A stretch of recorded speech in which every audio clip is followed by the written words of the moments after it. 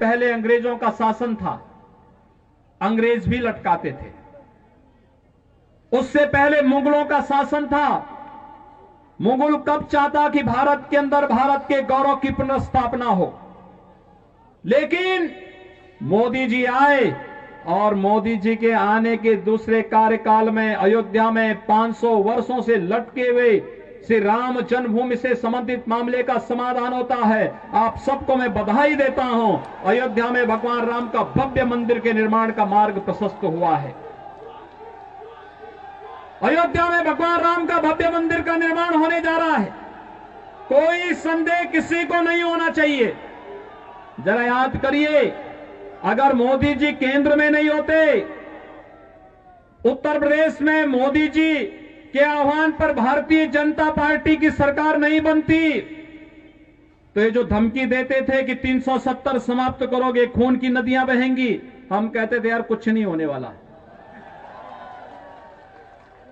ये लोग कहते थे राम मंदिर के मुद्दे पर अगर फैसला हुआ खून की नदियां बहेंगी। मैं कहता था देखो भाई, कुछ एक मच्छर भी नहीं मरने वाला है, कुछ नहीं होगा। न्यायालय मेरिट के आधार पर फैसला करे, फैसले को लागू हम करेंगे। और किसी के माई के लाल पे हिम्मत है उत्तर प्रदेश में उपद्रव करके दिखा दे।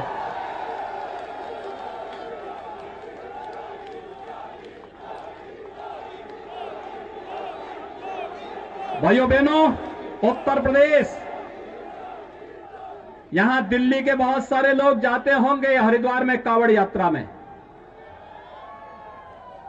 पहले कांवड़ यात्रा में कांग्रेस की सरकार रही हो, कांग्रेस के जितने भी सहयोगी दल है, केजरीवाल के नेतृत्व के जितने भी इनके सहयोगी दल हैं जो इनके लिए वोट मांग रहे हैं, इनकी सरकारें उत्तर प्रदेश में रही हैं। इन्होंने कांवड़ यात्रा उत्तर प्रदेश के अंदर बंद कर दी थी, नहीं चलने देते थे, प्रतिबंध लगा दिया। डीजे नहीं बजेगा, संग नहीं बजेगा, घंट नहीं बजेगा, घड़ियाल नहीं बजेगा, पंडाल नहीं लगेंगे।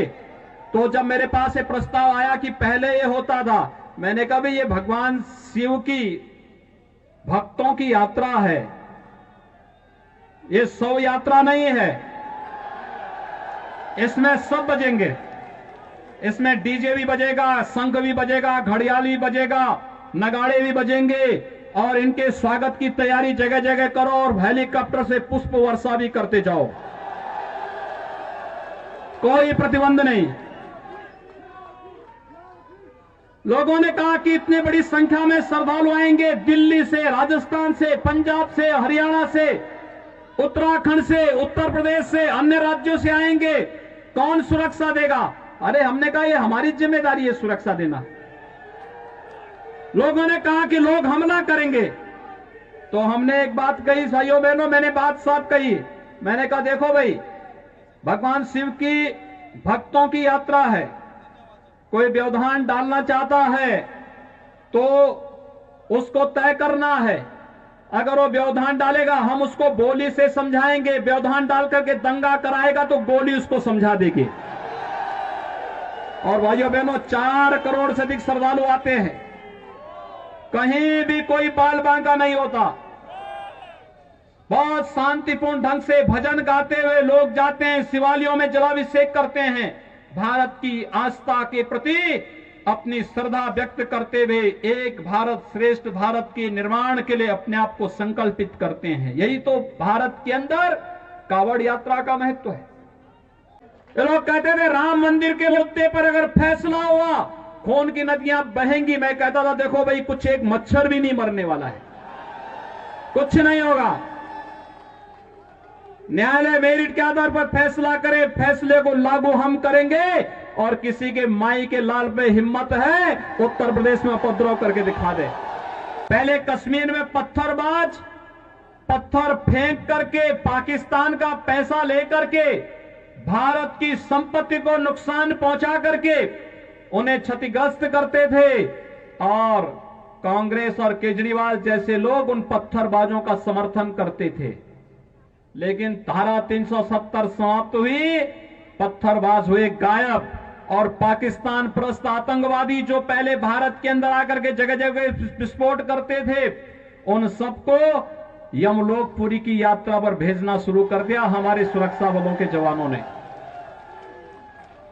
उनके लिए कहा गया कि भाई भारत की धरती तुम्हारे लिए नहीं है, तुम्हारे लिए तो अब बोली नहीं, हमारे सुरक्षा बलों के जवानों की गोली है और ये गोली खाओ, अपनी यात्रा पर जाओ।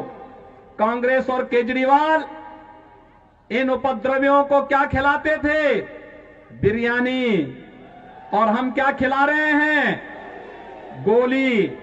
भाइयों बहनों, यही अंतर है। भारत माता के प्रति अगर इनके मन में सम्मान होता, आतंकवादियों के सामने, नक्सलवादियों के सामने घुटने नहीं टेकते, पाकिस्तान का खौफ खड़ा नहीं करते। याद करिए, मुंबई पे आतंकी विस्फोट, आतंकी हमला हुआ था और तब कांग्रेस नेतृत्व की सरकार थी और तब केजरीवाल भी कोई एक एनजीओ चला करके यहां पर जनता को बेवकूफ बनाने का कार्य तब भी करता था। भाइयों बहनों, जब देश की जनभावना थी कि पाकिस्तान पर हमला होना चाहिए, तब कांग्रेस ने तो ये चिन्मयानंद का चेला योगी आदित्यनाथ जो दिल्ली में आके भाषण दे रहा है, इसको मैं कहना चाहता हूं, अपनी भाषा पे संयम रखो, वरना अगर दिमागी संतुलन बिगड़ गया है तो दिल्ली में मुफ्त इलाज होता है। मनोचिकित्सक के पास जाओ, फ्री में तुम्हारा इलाज करवा देंगे। अनाप शनाप बातें करना बंद करो।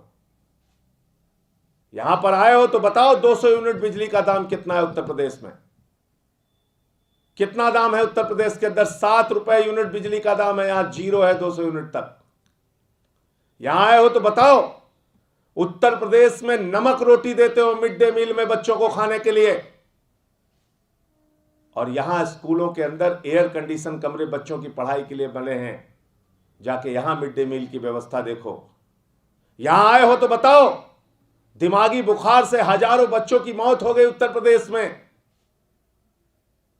और दिल्ली के अंदर डेंगू की बीमारी से लड़ने के लिए पूरी दिल्ली को हमने खड़ा किया, एक साथ लेकर आए हम, और एक भी मौत डेंगू से नहीं हुई दिल्ली में।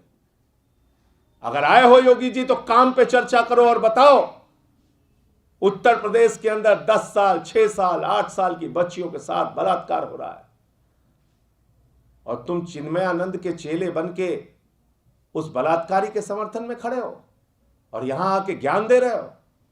केजरीवाल को खांसी आती है, दम घुटता है, वो इलाज कराने चला जाता है, और इन सब के बीच चुनाव आयोग खामोश है। चुनाव आयोग इन घटनाओं का संज्ञान नहीं ले रहा है। आज एक बयान सुबह सुबह आता है रविशंकर प्रसाद जी का, हम बातचीत से शाहीन बाग का मसला हल करना चाहते हैं। हमने भी इसका स्वागत किया। शाम हो गई, कहीं कुछ पता नहीं। इसका मतलब मुंह जबानी जमा खर्च, इसका मतलब सिर्फ बयानबाजी। अरे केंद्र की एक सरकार बैठी हुई है। मैं आदरणीय रविशंकर प्रसाद जी से पूछना चाहता हूं कि क्या आपने कोई अपनी ओर से पहल कर दी, बाद में आपको रोका गया क्या? किसने रोका? किसने आपको मना किया बातचीत करने से? उस व्यक्ति के नाम का खुलासा कीजिए, वरना तो मुझे तो मालूम है उस व्यक्ति का नाम है अमित शाह, जो दिल्ली में बवाल कराना चाहता है, जो दिल्ली में माहौल बिगाड़ना चाहता है, जो दिल्ली में हिंसा फैलाना चाहता है, जो दिल्ली का चुनाव टालना चाहता है।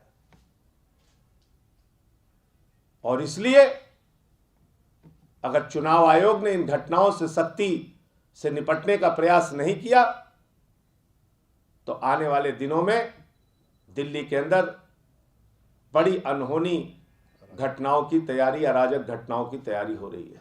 दूसरी ओर आज बहुत सारे आंदोलन मुंबई में चल रहे थे, उन्होंने अपना आंदोलन वापस लिया। मैं समझता हूं कि इस समय धैर्य और समझदारी आंदोलन चलाने वाले लोगों को यह दिखानी चाहिए कि कोई ऐसा बवाल, कोई ऐसी हिंसा फैलाकर राजनीतिक लाभ लेने का भारतीय जनता पार्टी का मंसूबा सफल न होने पाए। इसलिए आप लोग स्वयं से अपने आंदोलन के बारे में पुनर्विचार भी कीजिए।